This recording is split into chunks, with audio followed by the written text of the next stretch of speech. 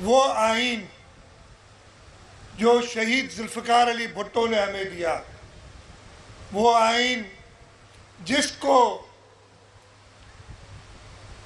बहुत सारे डिक्टेटर आए, ज़िया-उल हक था, मुशर्रफ था, उन्होंने उसका हुलिया बिगाड़ा।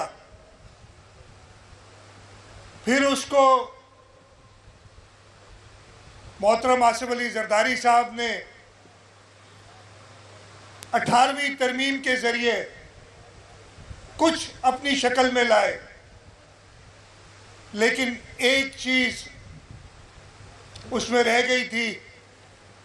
जो शहीद मोहतरमा बेनज़ीर भुट्टो ने मीसाके जमहूरियत में अपनी कौम से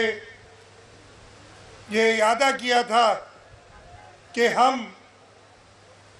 आम आदमी को जो उसकी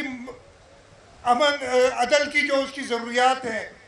उसको पूरा करने के लिए अदलिया में तब्दीली लाएंगे, इसलिए कि अदलिया का सारा टाइम तो लगा देते हैं जो एक सियासी किस्म के मुकदमे बना के और फिर कोशिश करते हैं कि उसकी बहुत ज़्यादा तशहीर हो। शहीद मोहतरमा बेनज़ीर भुट्टो ने 2006 में ये महसूस कर लिया था कि अगर अदलिया में इस्लाहात नहीं लाई जाए तो हमारे मुल्क आगे तरक्की नहीं कर सकता। और अभी चेयरमैन बिलावल भुट्टो जरदारी साहब ने जब इस बात को आगे लेके गए, आपने देखा कि उन्होंने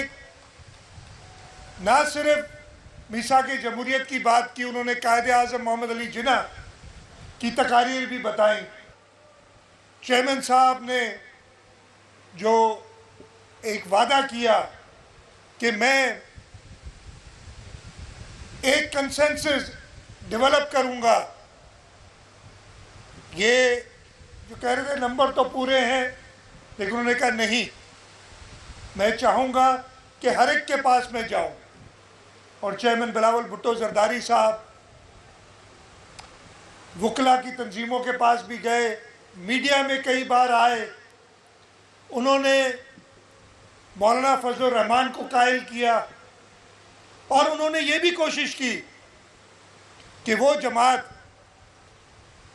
जिसका अपना नाम तो इंसाफ पे मबनी है उसको भी कायल करें, लेकिन मजबूरी उस जमात की ये थी कि उसका जो लीडर है वो इंसाफ पे यकीन नहीं रखता। और मैं आपको ये शर्तियाँ बताता हूँ इसलिए कि मुझे भी पता था, उसकी पूरी जमात तैयार थी, कई बार कह चुकी। मौलाना फजलुर रहमान साहब ने बताया कि जी वो राजी हैं, लेकिन वो जो नाइंसाफ आदमी है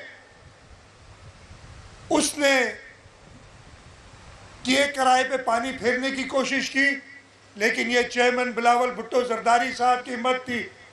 और मैं इसमें मौलाना फजलुर रहमान साहब का जिक्र भी खास तौर पे करूँगा